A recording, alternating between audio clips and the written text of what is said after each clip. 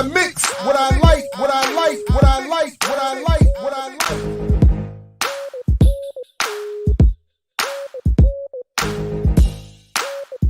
I mix what I like, what I like, what I like, what I like, what I like. Hey, what's up, world? Welcome to another edition of I Mix What I Like Live. Again, I'm Jared Ball. Happy to be your host. Please make sure you are subscribed to imixwhatilike.org and following at I Mix What I Like for all your relevant social media. A lot of announcements coming, a lot to get to, but you obviously we'll come back to all of that. There's a lot we need to get to. So we are fortunate enough to have two wonderful guests, friends of the program, comrades. Of course, Rosa Clemente, activist, scholar, journalist, Green Party vice presidential nominee. Again, just comrade, longtime friend, and of course, Chairman Fred Hampton Jr., Black Panther Cubs, son of Fred Hampton, and Sister Deborah Johnson, Akua Njiri, and a longtime activist. And of course, they're both here to discuss the new film, Judas and the Black Messiah, about which we've talked about already here. I just want to welcome them both to the show. It's good to catch up with the both of you. Forgive me, both of you, for the rushed introductions. But very happy to have you here, Chairman Fred Jr. It's good to see you again. Rosa, obviously good to see you again as well. Welcome to you both. Hey, how you doing, Chairman Fred? I'm good. Voice, forgive me, my voice is a little gone, but overall we good. Weather cold, with spirits. How y'all doing? How y'all doing? We're wonderful, and I appreciate you. Is there any way to tilt your camera down just a little bit, because your own name is blocking your face? We'll make sure, but we appreciate you. I know you've been talking a lot, giving a lot of interviews, doing a lot of work, and then struggling with some new crises, even, as I'm understanding. But go ahead, Rosa. Go ahead. Also, I'm more of a co-host. I have my bad. Questions. No, it's fine. I'll take either role, but in this one, I've been just having a lot of questions for Chairman Fred that are coming from like younger folks, so I could play both. I got a little scoop on things, but obviously Chairman Fred has all the scoop. So we want to thank everybody. So I'm actually Instagram live right now and Facebooking live, and Jared's doing his show from Maryland, and Chairman Fred is in the house that we're trying to continually save in Maywood, outside of Chicago, Illinois, and I'm just so happy of the response. Chairman Fred, I don't know if you've seen this yet, but you know me, I don't wait for people to send me things. Do you see that? Right on. Yours is on the way. So yeah, I'm just happy to be part. And if y'all want independent media and real Black and brown, give some money to Jared Ball and hit me up with something so we could make this even bigger and more frequent and stuff like that. Because if we don't support Black and brown journalists, then we can't talk about when we're not talked about in the right light. Right on. Rosa, I don't know exactly, how you want to proceed. I thought for me initially, I just thought I would ask Chairman Fred to give your initial reactions to the film being complete, it being on its way to its release. I definitely have a bunch of questions, obviously, as well, and we'll invite people in the comments and chats on all of these platforms to chime in as well. But how you feeling right now that the film is wrapped? It's being promoted. It's on its way. And the 12th is going to be the premiere on HBO Max. Long labor of love. Tug and pull. I think, in fact, we came. I was on before, so early on, talking about some the struggles that we anticipated, struggles that we were engaging in. Overall, no regrets. It was a tour of duty, because the deal is, we talking about this. Is my camera okay? Yep. Okay. Perfect now. Yeah. Mm-hmm. But in regards to the legacy, In fact, we say legacy is more important than your life. It's not. It's a pro. It's like we say in everything, in all dynamics, a protracted struggle. And just give a little background. You know, I was designated. You know, what I'm saying, I say tour duty that we have to go deal with this and make sure that we cross the T's and dot the I's. You know, we dealing with some some entities. You know, saying the movie industry, different dynamics that we have to there's going to be some situations, and there were some situations in which our political position, to make, continue with creative input. But the deal is that we make sure we leave out not only with the legacy whole, and hopefully, get out to different arenas that, nooks and crannies of the communities that go outside the quote unquote conventional locations or the conscious, the quote unquote conscious circles. It's still on. I spoke about this one day after a tough day of shooting on the set, and a young lady had said something to me. She had commented. She said it sounds like the description of childbirth, and I said, "Whoa!" I said, "I dare not attempt to relate to that process." I said, "All due respect." I said, "However, let's go with that analogy." I look forward to the baby. We look forward to the baby being born, and we had to go grab this baby, out of some foster care situations. In other words, there was so much misinformation that we had to, we had to do damage control from.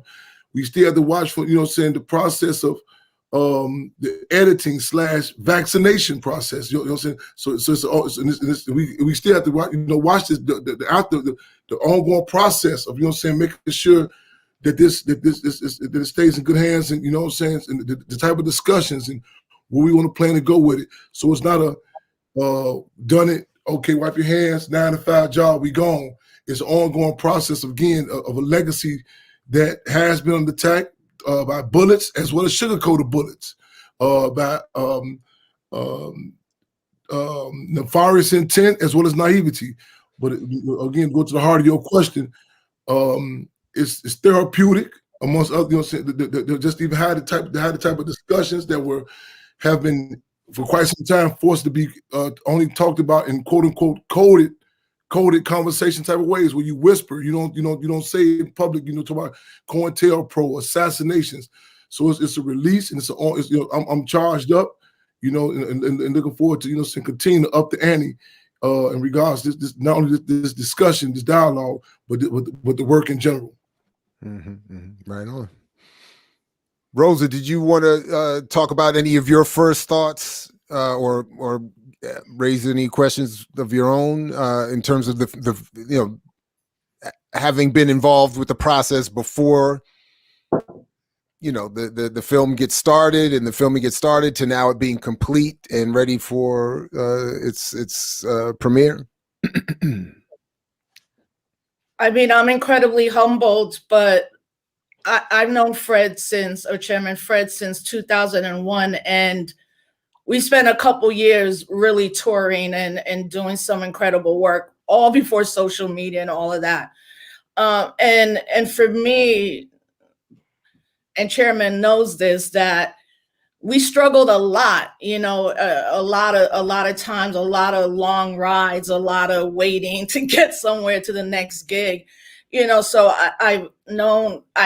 I got to know him outside of what was public, right? Like, and what I realized in this last 20 years is not only him, but often I will hear mothers and fathers talk about the children they lose in a shooting. And they always say it's the club you don't want to be in. And not only Chairman Fred, but all of the children of our revolutionaries, whether they're here and out in still incarceration, enjoying hopefully some type of freedom and political asylum, or no longer here. For me, what it did was understand them. That's the club you don't want to be in. So I've seen so many times where the legacy and even the actual picture and words of Chairman Fred Hampton Sr. were used for corporate forces, were used for academics to make money and never talk to the ones that are still living, having events in Chicago, and you're like, how is Chairman Fred not here? Where are the Black Panther Cubs? Like, you know, and those are things I've always had a consistent conversation with Chairman about. I'm just humbled, you know, it was a call and I was like, I'll reach out. And it took a minute, you know, not to reach Chairman, but for him to start to have a lot of conversation and ask a lot of questions. And why was it this moment in the process and not before? But for me, the most important thing now is that we save the Hampton House.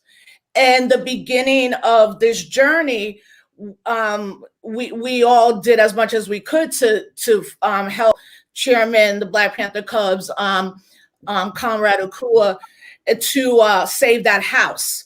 And it is saved in this way, like it's saved a little, but we need to give as much money as we would give to anything else, because this as it historic site in the national parks, right? It's your historic site. So I just wanted to, and I'll stop here, that I've been incredibly humbled to be part of this. I am so excited about the 12th, but I'm really excited that so many young people are excited, you know, and it's a great opportunity for us to do some massive amount of revolutionary education. I just wanted to quickly, what can we put up now in terms of where we can direct people to focus on saving the Hampton House and getting more information? Is there a particular website you're using? Is there a Cash App? Why don't we, take the time while we're having this conversation to put some of that up? Yes, indeed. Cash App, $ Save the Hampton House, GoFundMe.com /SaveTheHamptonHouse 51. And our new website is also under construction, which is SaveTheHamptonHouse.org. SaveTheHamptonHouse.org. GoFundMe.com /SaveTheHamptonHouse 51. And Cash App, Save the Hampton House. So I think I got that, and we can. Right on. I'll put that back up more permanently here in a second while we're talking, just so. And on Thursday, Chairman, you're having a virtual event this Thursday. People can go to your Instagram, right, for that information. Right on. This go to Instagram, official Chairman Fred Hampton Jr. The event we have this Thursday, we definitely it's on Eventbrite. Event of the Save the Hampton House this Thursday at 7:30 Central Time, 5:30 Pacific Time. The information is posted up. Yes, indeed, definitely, right on. So, well, Rosa, did you want to go ahead? Let me. No, I'm good. I mean, I think, obviously people want to hear about the experience of making a movie. I will say I was super lucky the 2 days I went on the set. I've seen the movie, and I think those 2 days I was on the set were powerful for me. This is where you kind of see the culmination of Daniel as an actress really almost inhabiting at that moment the spirit of Chairman Fred Hampton Sr. And Chairman Fred was downstairs watching, and I went downstairs, and who's sitting next to him? Chacha Jimenez. So for me, I was like, it's Chacha Jimenez, the founder of the Young Lords Party, one of the last comrades to see Chairman Fred Hampton, Mark Clark, and alive. And I was like, I told Fred, if anything, the fact that the Young Lords are represented and that we even see the Puerto Rican flag, I say we should be seeing this all the time in many movies, but I know what that's going to do for Boricuas, because y'all know how we roll with the flag. So I was like, you about to be an honorary Boricua, and I'm going to have to take you to Puerto Rico when you have some downtime, because I know what imagery means. So my dad saw the second trailer. He's like, Rosie, ellos tienen la bandera puertorriqueña. I'm like, yes, Dad, I've been telling you this. We've been in and struggle together. That's one of my favorite moments, Chairman Fred. But I think you should talk about a little bit about the experience, because no matter what, there's going to be critiques, and you're ready to take those on. So I'm curious to know, that question. Mm-hmm. The experience, just pre going on the set, the process. Let me give you a little background. There have been a number of different attempts. Overtures brought to my family, brought to our comrades, in regards to book deals, movies, and it's like in many cases we say politics, like real estate, time and location, all that's imperative that you get taken into account. And in so many cases, a consistent contradiction is the lack of respect. You know what I'm saying? Because and in regards to the legacies of that of in particular just Black and colonized communities in general, but that of a revolutionary. Some people take the position where you should just be happy that you're being acknowledged, regardless of how you're being acknowledged. You should be happy that you're being acknowledged, and this goes down in the media. This goes down in educational system, the judicial system. I recall being 12, 13 years old. One of my contemporaries commenting about how in the Chicago Defender newspaper, how we would see, it was like a badge of honor to hear about people's name listed in the obituary section, to be as long as their name was mentioned in print. That was something to look forward to say. And I recall telling one of my contemporaries, I said something to the effect that I don't want to be just a one line in Chicago Defender. You know what I'm saying? I said that even as a youth, and the deal is and we had to fight. I can't tell you, like even struggles with people who say they align and respect our genre. That we'll let this slide. Don't make a big deal about this, Chairman. You know what I'm saying? Don't or as they say in this, the young cats say now, go for the bag. You know what I'm saying? In other words, just try to get some money. Don't regardless of whatever it all costs. And opposition about struggles about dynamics about the title, the script, proposed titles that were brought, and the political significance of it, and even the respect for other, not in a subjective way, not just that about Chairman Fred, but other respective organizations, how they're viewed. If it's comrades, and how differences, internal differences and contradictions, how to be relayed, because the reality is, we talk, there's a certain time allotted to talk about this, and there's certain information that even if given out, it can be misinterpreted the wrong way. Because as they say in the movie industry, what they refer to as a period piece. In addition to this being a period piece, this is also a relevant piece. In other words, we still have political prisoners. We still in the cases of Mumia Abu-Jamal, Sunday Adekola, Jerry Odinga Dunnigan, forced and still in political exile, Assata Shakur, and the list goes on and on. So we have to be careful how, people look at situations subjectively. Like I made mention recently, a lot of the cases, like even with these youngsters now in the rap industry, many people look at it just through the lens of just what they the stereotypical reactionary response, black on black violence. But the reality is there are so many different dynamics to deal with that. These cases of individuals who the state ties in the actual official street organizations. They use them for parole hearings, parole denials, for for various people who still locked up as we speak. So like a lot of people say, why you just don't want to get together all different groups and say all of the same? And the deal is, in so many instances, the state will create entities, create organizations, what we refer to as GMO organizations, government-made organizations. They'll raise up certain entities, and some people will just be naive, don't even know what they're doing, and they will exploit their contradictions and use them to justify slandering real deal, legitimate resistance. So all this has to be taken into account. There was tug and pull. You know what I'm saying? Still. I got some war wounds. There are times I still jump up at nighttime. Cut, stop, hold on, stop. But and there was struggle. There was struggle and principle struggle, and we were fortunate to get forces from various from different arenas, and and to say, okay, well, how can, if this is a political contradiction, but it's advantageous creatively speaking. How can we find points of unity? How can we balance it out? Say, okay, we let this go in this scene. How can we, balance it out in this set, in this scene? So it was ongoing, you know what I'm saying? And just, I think the educational process was and remains to be, you know what I'm saying, ongoing. Like even I look at commercials different now, more than, just setting, okay, well, that cup is placed right there because of this. And, and it's to have a primary ingredient is that of respect. I talk about, like, I recall my first time, getting in a boxing ring. And I remember just how subjective I was outside of the boxing ring, telling the younger brother, I said, man, get back in there. It was in one of the prisons, concentration camps.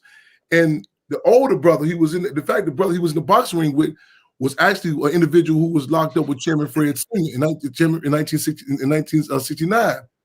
And he was phenomenal in the ring. And a younger cat was, getting out. I said, man, get back in the ring. What's the hold on? They said, Chairman, you don't know. I said, man, watch out. So I, grab the gloves. And even, and I get it on my emotions, and I seen even the more emotion, I was moving with, like, to a point like beating myself, and even the mat, how the weight was draining, how it was pulling down, and and looking at the science of how, my opponent, was coming. And I recall going back to what they referred to as the leadership, the old man wing, with all the different leadership, the organizations, street organizations in particular. And everybody was telling me, oh man, we should have told you, Chairman. So, this guy, he knocked out such and such. He got the title in 1970. I said, wait a minute, I don't want to know all this stuff. Nah, I'd have been in the ring. But cut to the chase, the moral of the story, when you look at a boxing match now, as opposed to just being, oh man, what's the problem? You look at 2 minutes different, with a more of a respect.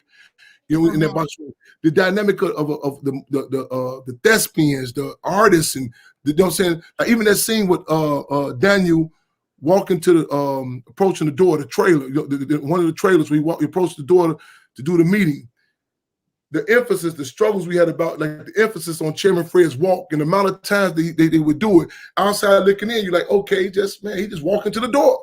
But the body language, the cadence, all the respect of that, and his respect to opening, like the picking up on conversations. I would see his, how he studied it, even when we were talking, and this goes down to even those in wardrobe and the struggle. Even when there was struggles, I said, whoa, this button can't be on top of this button. It's a contradiction. And this time and things that without any respect, you may just take it lightly and just walk in and you're knocking over valuable pieces of furniture, historical that impact people's entities. And our genre of freedom fighting, in many cases in particular, is disregarded. It's like, people say, like, I use this analogy, and this is no slight on anyone's, respective religion or what the case, but I remember I was in Denver, Colorado, and an individual was telling me, well, man, everybody means well. Why don't everybody why are you making a big deal about the Panther? You know what I'm saying?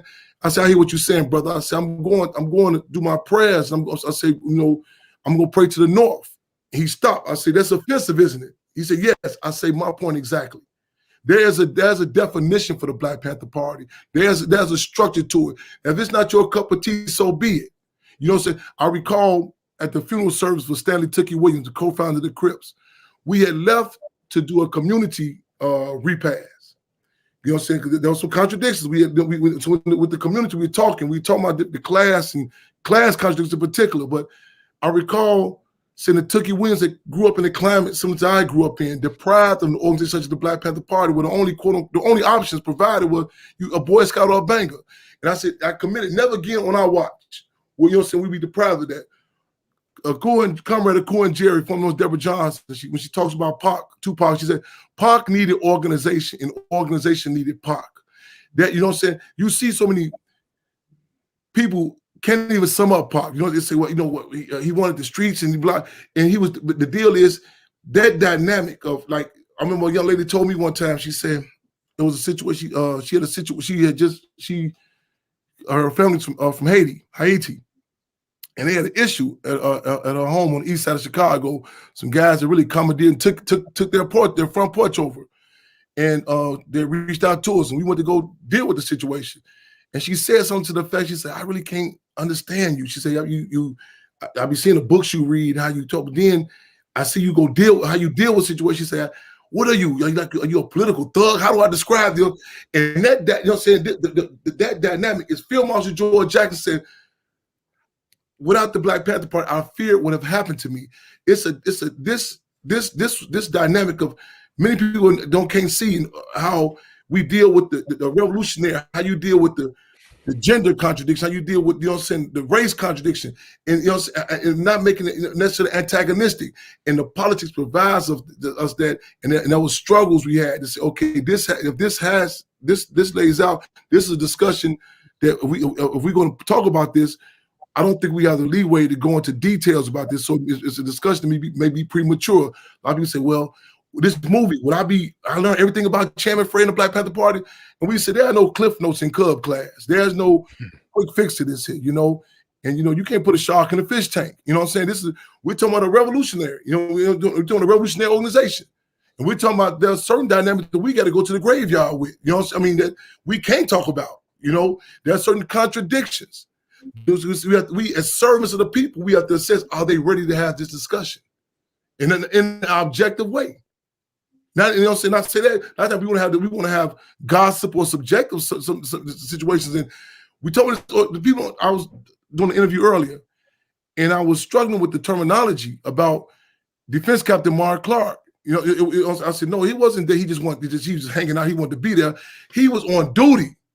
He was the fiance. He was designated, and people need to understand that. It's like when you talk about the state's apparatuses, you don't say, well, Derek Chauvin, you know what I'm saying, the guy when he his knees on George Floyd's neck, and the other pigs around.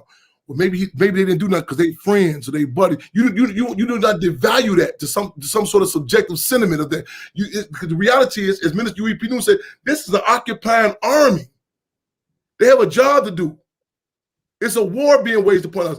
And in response, when we talk about this organization, we're talking about a structured organization.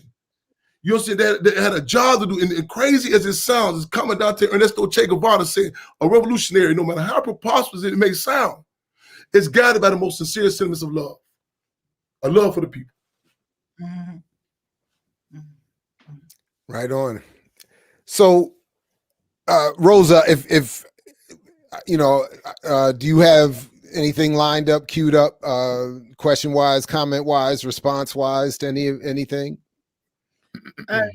Not response-wise. I mean, you know, of course, Brother Fred always drops knowledge. I mean, I think this is an important moment just in the history of the decline of the American empire, and that as important as this movie is, as Brother Fred just said, nothing replaces on the ground grassroots organizing, you know, and I really urge people to consider how at this moment, especially around state violence coming from the police, I think people really have to question this over-reliance now on registering to vote or voting, right? Mm-hmm. And I say that because right now, in living in upstate New York, I'm only 3 hours away from Rochester, New York. And once again, the Rochester police, the beasts that they are, this time they pepper sprayed a 9-year-old girl that was in mental health crisis.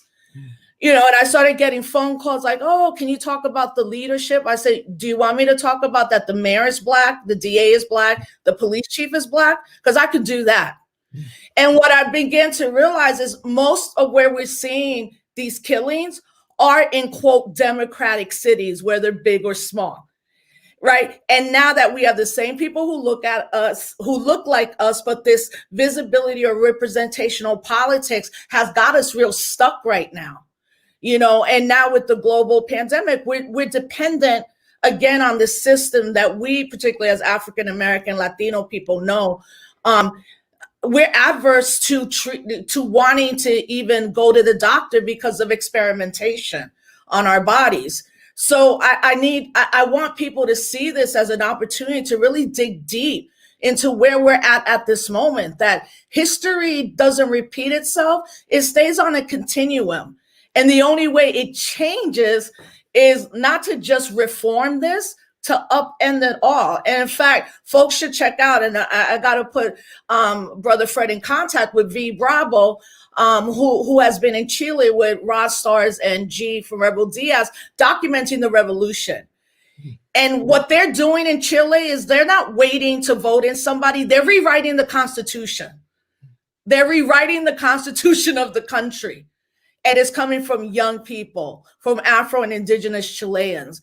You know, so I urge us to also see this as a global crisis, that not the pandemic, but the global crisis that is not just anti-Black, but that abuses Black and brown people till we die. So let me ask, you know, because I want to say, well, to you both, but since I haven't spoken to you directly since the film, Chairman Fred, you know, out of profound respect for you and your father and the politics that produce sort of, or that all of you and that you work with,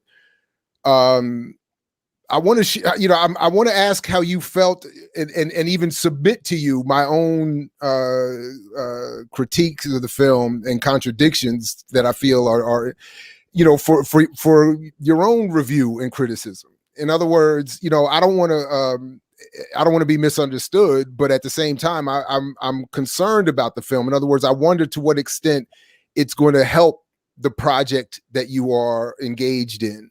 And, you know, for instance, I'll just say here, when I heard Shaka King in an interview say recently that first of all, I'll say this, anybody interested, I put the link in the description here for my full, whatever, my first thoughts of the film.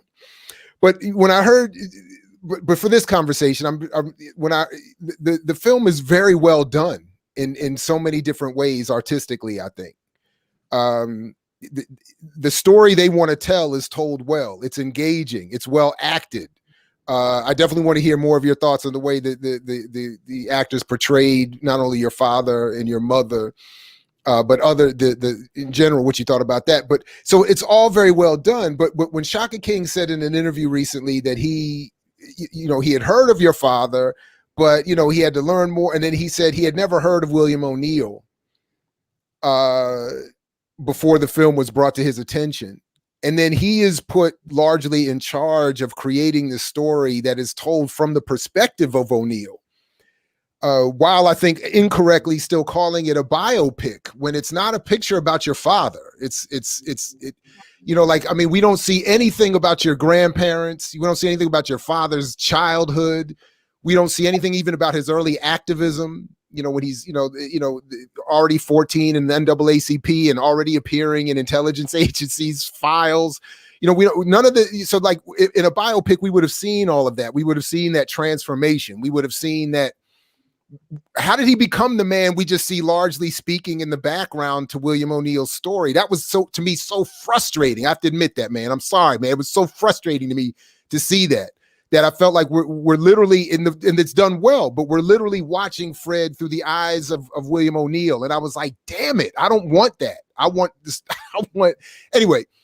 So anyway, when someone as talented as Shaka is able to make the film while admittedly not being as politically, caught up as he is artistically talented, I think that's where the contradiction, appears. That's where the contradiction for me generates. And I'm just wondering, so what do you think about anything I've just said, or just the potential for the film to aid your broader political project, or anything really? But anyway, please. But there was, first of all, we don't, unfortunately, beyond with the politics, no absolutes. And I may be getting some bills from some of the hotels I stayed at, from putting dents in the walls with my fists on certain days. You know what I'm saying? So, I can't. I'm a servant. I'm a soldier. You know what I'm saying? For this struggle. It's embarrassing being oppressed. It's embarrassing The fact that we have to even have, you know what I'm saying, we have to set certain moves, and how do we get, you know what I'm saying, that we have to have, we have to be strategic on picking our moves and not weighing the pros and weighing the cons, to see how can we, what's the best, you know, relate to this old African proverb which says what's good for the family may not be good for the community. What's good for the community is good for the family and the community. To be, you know, you talk, you know, to be saying, okay, how, like, you very rarely have ever heard me say that the police killed my father. You have heard me say that the federal government assassinated Chairman Fred. Looking for the greater good, to see when we, you know, say again, I mean, I'm flashing back when you speak. You know, I remember our, I mean, intense struggles and positions that we, even hearing about initial titles, even hearing the, you know what I'm saying, and as you said, from whose perspective, I recall the struggle I had, it was on the West Coast. And sister was saying how, you know, it doesn't make a difference on where you get information from. I said, I beg to differ. I said, I can't tell you the people I've come into contact with and their frame of reference, where it came from, you know what I'm saying? I mean, not just necessarily a direct state apparatus, but other entities, other organizations who cannot relate to the struggle of, you know what I'm saying, of on the ground. It's a different gorilla in the wild that the first milk the primate receives is that of the powdered milk from those who have got the contract from the poachers who took out the mother and father gorilla, as opposed to that gorilla that get that breast milk from that, from, you know what I'm saying, and to see that silverback in that relationship. It's I mean, if we, and it's humbling to acknowledge that we on a plantation.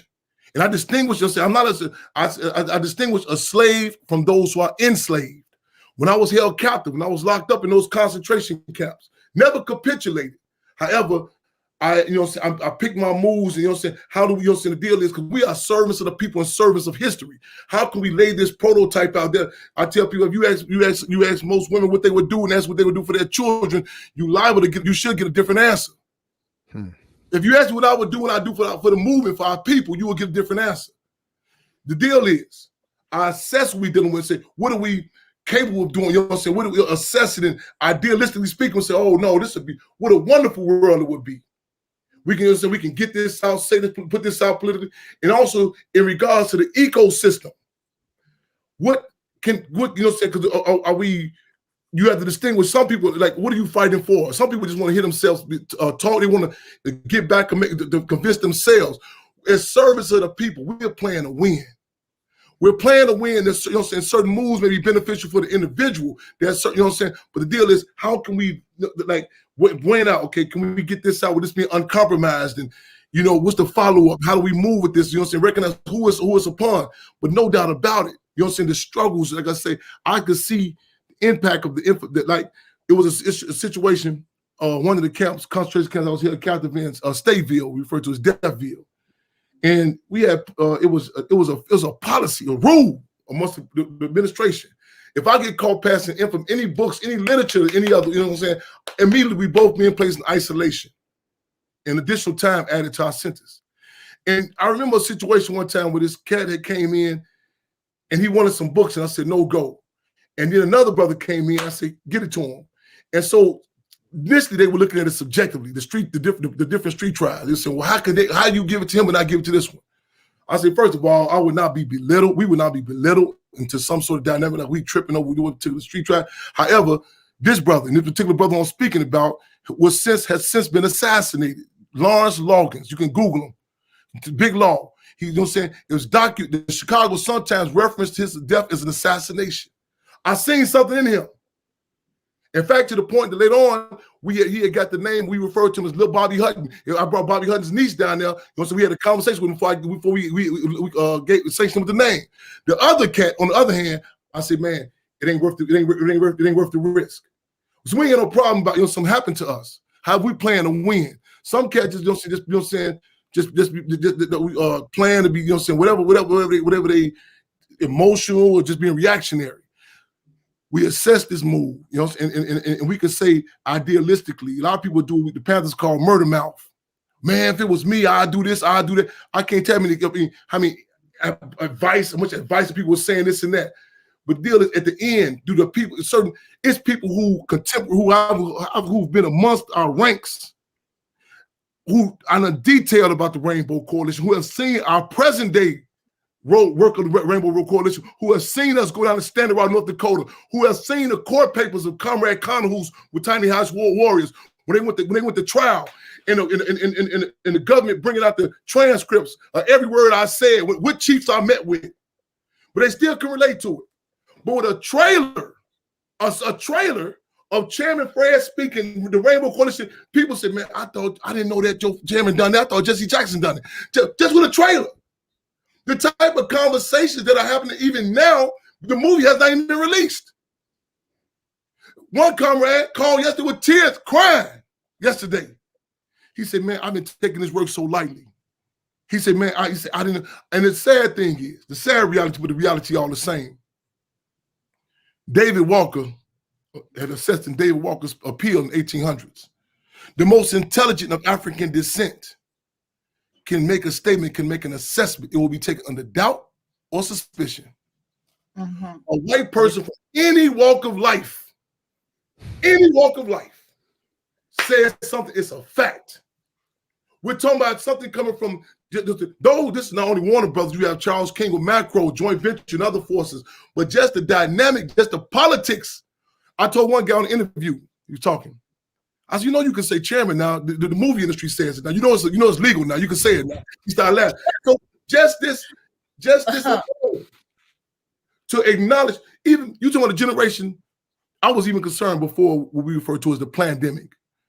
I said, this movie gonna be premature for a lot of cats. A lot of cats can't gonna be able to relate. Like, I mean, you look at you see them pictures on Instagram when y'all cats all that money on their ears. That's real deal. You know what I'm saying? That's one of the dynamics, but the resources that that's they hit our communities with also too. You know what I'm saying?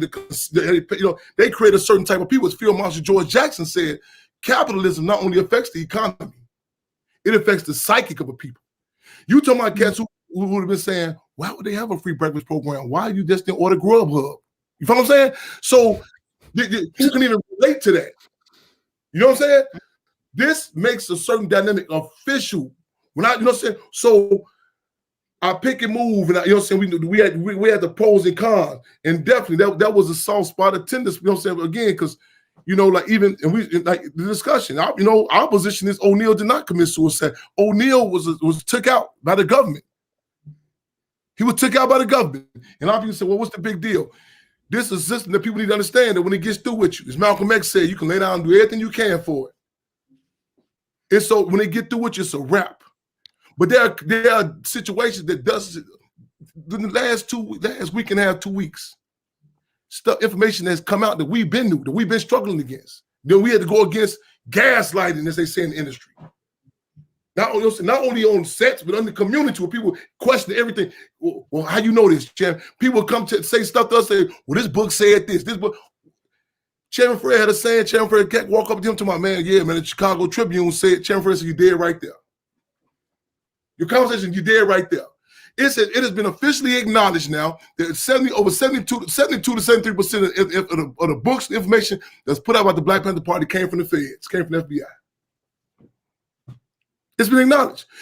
And people say, how do you feel? I said, I feel like them cats who come out of jail who've been framed up and locked up on rape and other type of cases, and the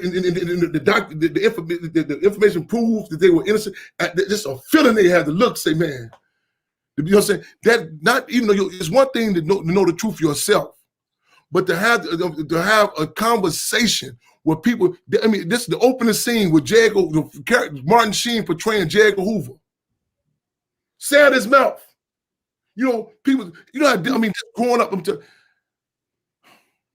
the struggles. Cats been reminded, Chan. When we was youngster, man, you had them VHS tapes, and you would have us watching them, watching the movies, and you would go off on us. We would come to fisticuffs if we laughed about the clothes they had on. And I remember driving in the car with this one cat, and he would say, why you keep looking back? Don't you got your license? I said, that's why I keep looking back in the mirror. He couldn't even relate to what I was saying. No concept of it. We want to put a Panther Cub political peel in the applesauce. Just even have to acknowledge that this exists. You know what I'm saying? Again, growing up, people say, okay, so you like a Muslim, or okay, you like this. Not even acknowledgement of a revolutionary. And, you know, and not necessarily saying it's antagonistic, but crazy as it sounds. This is that they say in church, what's your calling? This our calling. And you need certain dynamics to even if it's adversarial, to at least get the conversation happening. That was a climate. One of the scenes in the movie in particular, we had struggled, how it can be depicted, but a scene without giving the movie away, but the scene where they came in with O'Neill's character that came in, and the representative of one of the organizations say, "Man, what y'all doing checking on us for y'all done ran out the police, the feds ran out niggas to assassinate." That was the type of common conversation going on during that period of the Black Power movement in the 60s. It was the Chicago police says he was in Cabrini Green Housing Project in 1970. A 3-year-old child said, "Pig, what you doing over here?" It was a climate where the ante was up. It was a climate where it would be considered insanity that a conversation was happening about how can we get this athlete a job, as opposed to athletes were trying to figure out how can they assist the struggle. It was a climate where James Brown had a whole totally different song planned at first, with forces such as A-Trap Brown, not known as Emmanuel Jamil, saying, you better go back in the studio with that garbage you talking about. He came back out to when I'm black and I'm proud. He couldn't have pulled that stuff he pulled in that Rocky movie with the red, white, and blue drawers on to him living in America. It was a climate where the FBI had approached the vice lords and told them they'd get them 16th Street under the condition the Black Panther Party do not be able to own a free medical center on 16th Street, where Chairman Fred won at the certain points of unity, where they subsequently worked at the free medical center. It was a climb where the Black Stone Rangers kept saying we the Black Peace Stone Nation. It was the climb with the young lords, the young patriots. It was a climb with the devil disciples said we now renounce and we know the Black disciples due to political education we received from Chairman Fred Black Panther Party. It was a climate in which not only out of the horse's mouth, but out the pig's mouth, the federal government said it was a record low to what they call black on black crime. It was a climate where Marvin Gaye was able to go against Barry Gordy and the Italian gangsters who really ran Motown Records and start putting this song out, what's going on, whether you like it or not. It was a climate where misogynistic terms wasn't cool. It was a climate when you talking about taking from the people, it wasn't happening. It was a climate where people recognized that the dog wagged the tail didn't wag the dog. The streets made the music didn't make the streets. It was a revolutionary climate. It was a climate where people were clear that their only option in life was not the Democratic Party nor the Republican Party. They were clear that you had options. You had the Black Panther Party. You had the Young Lords. You had that reflected your respective communities. It was a climate where contradictions were acknowledged, where the state just could come and just say, let's exploit them, and they become antagonistic contradictions. So maybe I have my own subjective reason. Just to have that type of conversation. When I was held captive in Stateville, I was reading one of the books, Long Walk to Freedom by Nelson Mandela. Let the record reflect ideological differences. However, one thing I had said about that book at that time, I was reading the passage in the book, and he was talking about some time, I forgot where he was locked up, and there was some struggles going on between ANC, PAC, Black Conscious Movement, and the likes. And while I'm reading this, upstairs in the gallery, let me get a setting. The guards were coming through. The warden was George the Teller. He was Machiavellian. He was like a Mayor Daley of the penitentiaries. He would show certain moves. He was extremely Machiavellian. They were beating prisoners down. They were taking the clothing. They would execute. They would do executions. They'd give prisoners chicken and cookies. Extremely Machiavellian. And while all this was going on, it was these reactionary cats upstairs debating about who's going to get into it with each other. And I said, damn. I'm reading, I say, I envy. I'm reading this Long Walk to Freedom. I say, I wish we can be involved in some ideological struggles about the struggle, as opposed with these. I went on the gallery. I said, man, do y'all know what's going on out here? So just even the type of conversations we having now. I was coming the other day about this new phenomenon, a clubhouse. I said, what's good about it? The conditions. Look at the type of conversations are happening now. There's still some garbage going on, but however, look at it. Ante is being upped. Lenin said, "What takes people 20 years to learn in ordinary times, they learn in 2 years in revolutionary times." We must. Again, I thirst for that. We have been deprived of that. You know what I'm saying? It's like you're on a football field and you got cats talking about they playing little league football, and do you see them with those professional coaches and professional referees? And do you see those? I recall one time at an event, this brother who's assigned to my security, he had just came back. He had these complexes. And he was talking about this regular blue and white police right there. He making this big thing. I said, man, you know what league you in fucking with us? I said, look down the street on that rooftop up there. You see you watching us, man? This is what we dealing with, man. This just to acknowledge that conversation. And let's say, to put it in that context, let's move forward. Let's talk about this dynamic agent. And a lot of times, in movie terms, Jack Nicholson's character on A Few Good Men, he said, y'all can't handle the truth. The reality is a lot of people really don't want to know the dynamics about this. They say it. They want to eat. They want to go to the restaurant, but they don't want to go to the slaughterhouse. They don't want to see the intestines of this, how this meat is made. They're not ready for it. And even the dynamics of William O'Neill. Oh man, people not ready for I have bit my tongue on many occasions, the different dynamics, the internal, you know what I'm saying? And we look forward to this conversation being ongoing about different positions, because let the record reflect. In fact, we want a hashtag to go out with this movie. William O'Neill was not the only one. William O'Neill was not the only agent provocateur. William O'Neill does not operate in the vacuum. But a lot of people are not ready for that conversation. So it's like going fishing. You know what I'm saying? Like one cat told me one time, he said, well, man, we got to fry one fish at a time. I said, shit, we do fish fries. You know what it is? We come with the net. We come with the net. So a question that people have asked, if I would ask you is, have you always, from when you can remember, been the son of Chairman Fred Hampton Sr. and Comrade Akua and Jerry? Have you ever been able to be Chairman Fred Hampton Jr.? I know the answer to that. We've talked about that a lot, but it's a question that especially a lot of younger people, that I think in this age right now, you do have a certain group of a lot of us in this age group now that now have children that are teenagers, and they're more politically astute than at least I know I ever was, you know, and I think a lot of us who have children, there's come a time where we have to tell people like, my daughter, my son, or my non-binary child is not my daughter, is not my son, is not my non-binary child. Like, you know, in the prophet, what it says in one of the chapters in the book, he says, children come from us, but they don't belong to us. And I wonder how that has been. And I think a lot of people want to know, how has it been for you to probably always be the son and to these two revolutionaries, one here and one not? Let me preface. I want to preface with saying I feel fortunate to have followed the tree of two freedom fighters, Chairman Fred Hampton and Akua and Jerry, formerly known as Deborah Johnson, who's rank and file of the Illinois chapter of the Black Panther Party, who worked on the finance cadre. But let me also say this: I dare not romanticize revolution. It's a blessing and a burden. It's a blessing and a burden. I think back, you know, in El Salvador, it was an event.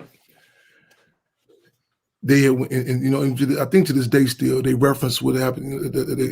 They say the conflict, you know what I'm saying? Not, you know, as opposed to talking about, you know, the atrocities that U.S. had did and is doing. And there was an event where they had went to, and this young lady who they had got to this event, and they was going to this wall, and this wall had the names of those who have been, you know, murdered, locked up. But the point of this event was for parents of those after the result of the quote unquote the conflict to actually quote unquote come clean, to say their actual names. Mm. People outside looking in like, what do you mean your father and mother had a relationship, but they didn't know each other's names? And people would go to all type of reactionary assessment, like, man, what was your mother on? You know, the deal, the dynamic, the brutal reality of being colonized, the brutal reality of resisting. There was so much infiltration, so many agent provocateurs that people couldn't even, even say their name. Now, some people may say, well, why did they just do the moral thing and not engage in relationships? But back to the real world. Back to the real world. They took these dynamics and they moved accordingly. You know what I'm saying? And there's certain things that we have to engage in and do. And that's when I think about Pac. Mother Comrade always says Pac needed organization and organization needed Pac. Tupac. But this, I don't want to romanticize this. I tell this story about this situation that I got word. I think about 13, 14, this cat was running around saying he was Chairman Fred's son. I track him down. He might be watching this now. A cat named Scott. He might be watching this now. I track him down. I say, man, you telling you Chairman? You saying you Chairman Fred's son? So he went to this long dialogue. He said, brother, I am Honorable Elijah Muhammad's son. I'm Jeff Ford's son. I'm Larry Hoover's son. I said, excuse brother, all due respect. I'm kind of like talking about like who your father, who your have relationships with your mother. That's what I was in that sense. He said, oh no. I said, brother, I was hoping you were. I was hoping I had a sibling that can take some of this heat that come with this. I was hoping you were, because the deal is, I've been in police stations, 61st and Racine in particular. They I think that's 7th district, and it had to be about 7 of us last name Hampton. And the young police come on saying, which one of y'all is related to the Fred Hampton? Now this ain't the Price is Right. This ain't saying come on down, everybody jumping up, throwing their hands up. So it's kind of quiet in this room now. Everybody hand goes kind of quiet. So the older police comes in. He said, what's the issue? He said, man, I'm trying to figure out he said, out of all these, some of them, they got to be related to him. He said, man, waste your time. He pulled a file cabinet open. A fresh photograph of Chairman Fred. He put it to our faces, and I think I was the third one. He's just your man right there. I recall going to this high school where the principal was being talked about on Oprah Winfrey's show, and they're talking about all the great work this school was doing. But I would notice how this principal would see me and just turn around, go the other way. So he would stay away from me. I said, man, what is to this? And I would see how he would engage, how he would go to other students. Later on, I'm talking to party members. And some other cats had told me they had came to school dressed in all black one time. And when they came to school all black, the principal, Paul Adams, had gathered them together so that y'all ever do that again come to school. Then I was informed later on by party members that the party had took this school over and to demand Black Studies program. Damn, I need to know this stuff. You know what I'm saying? I've been in a situation, on one of the cases I was given, I couldn't figure out. I'm watching all these different agencies, the FBI, ATF, all of them, they arguing who's going to charge me with this case. I'm handcuffed in the room, and I'm saying, well, I'm trying to figure out, how was this person from Chicago police, how is he the shot caller? How is he calling rank over these other agencies? And then later on to find out in court, this is the Sergeant Joseph P. Grubasek. I'm going through old Panther newspapers. Whoa. This is Sergeant Joseph P. Grubasek. He's part of the infamous Legion of Justice, the Red Squad with Mayor Daley Sr. He was involved in the surveillance and subsequent assassination of Chairman Fred Hampton. The direct correlation. So he comes with it. But I'm honored. I'm honored and humbled. You know what I'm saying? But again, he comes with it. I'm honored and humbled. Yeah, so Jared, let you have the last question before we close out, because first and foremost, thank you for spending this hour with us. We know how busy you are, and everybody who's watching, again, please go to SaveTheHamptonHouse.org. Follow Chairman on Twitter. He's finally on Instagram. Go Chairman. Facebook. He does a weekly show on Wednesdays. And also, if people can give right now, there's a situation in the house because of the cold, the massive cold in Chicago. If you look at on Chairman's Instagram last night, the pipes froze and busted. This is while they're redoing the house, but that's what happens. You have to start from the bottom to build this up, and it's really important that people realize this cold is really affecting on the mechanisms in the house. So I just want to say thank you so much. Thank you for allowing me to be part of it. A lot of dope struggle as always with you, Chairman. I mean, like, you just make us stronger, honestly, you know, and people often don't know at the end of the day, Chairman Fred, when he can just chill out for a second, have his little black coffee, he's like a big brother, you know, and that's how I see you to so many of us. But thanks for spending the time. I'm gonna let Jared take us out, though. He might have one more question. Unmute. We can't hear you. My bad. You supposed to be the technology. You supposed to be no. Honestly, the baby started coming upstairs, getting ready for bed, and I was like, let me mute real quick. But you're right. You're absolutely right. First of all, I don't have any more questions. I just wanted to say, one, as Rosa said, and to you, Rosa, also, I greatly appreciate the time you both taken to talk about this and to hear even a little bit of my concerns and to offer a response that I admit I'm moved by. So I even as I said in my extended comments about my criticism, I'm moved by the film and obviously by the work of your father and of you. So I want to support it. I want to support what I think it inspires or can inspire in its audiences, and I want to, and obviously support your attempt to make best use of the film as well, and certainly your work. So I greatly appreciate the time that you've taken and shared with us, and I really did appreciate your response to my concerns. So thank you very much. And peace to you and your mother and everybody else, man. So thank you very much. Appreciate you. Jared, Rosa, viewers, listeners, the people in general.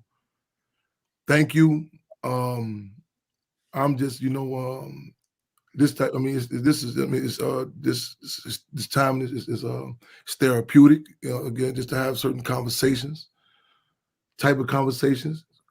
We've been fed this fertilizer that we should engage in criticism. We should acknowledge contradictions, and that's the reality. We have to combat liberalism. We have principle struggle. We're gonna have it. If we don't acknowledge, I respect the narrative. I respect the show we've done. I look forward to future ones. And it's not. We're giving this nonsense about just coming in, everything is straight. No, we have to acknowledge contradictions. And we're gonna have differences. The Black Panther Party said differences amongst the people are reconcilable. However, differences of people in the state are irreconcilable.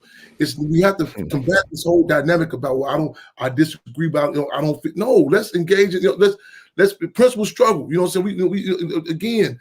Let's engage in it. We all come from different experiences and lack of experiences. What points of unity can we find?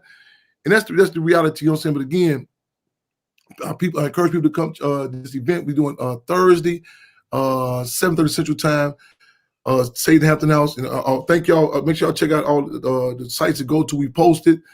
Help me out if y'all can. Tag me with this too, because I think my phone had died. Absolutely. And on Instagram.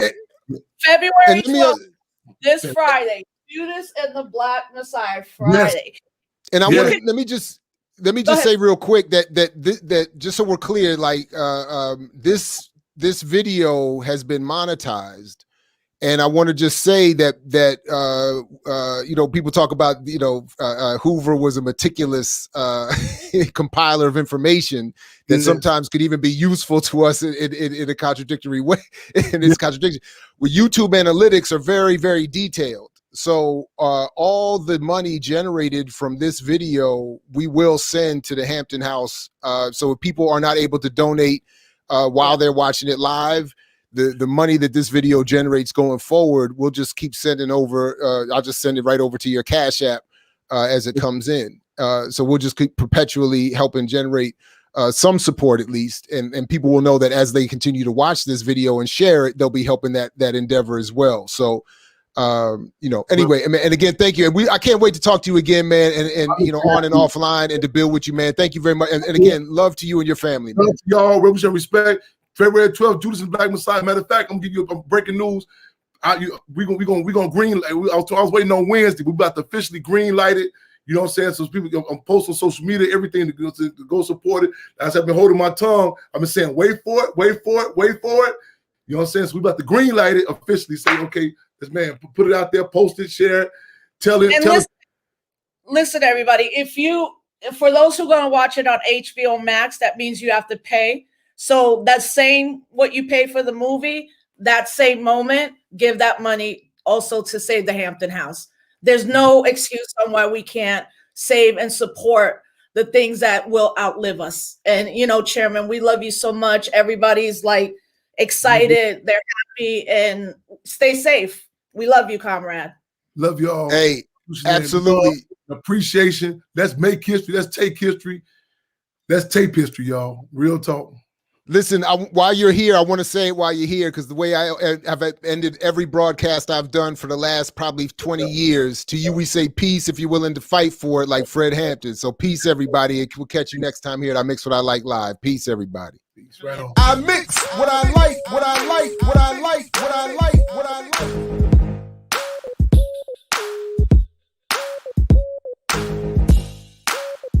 I mix what I like, what I like, what I like, what I like.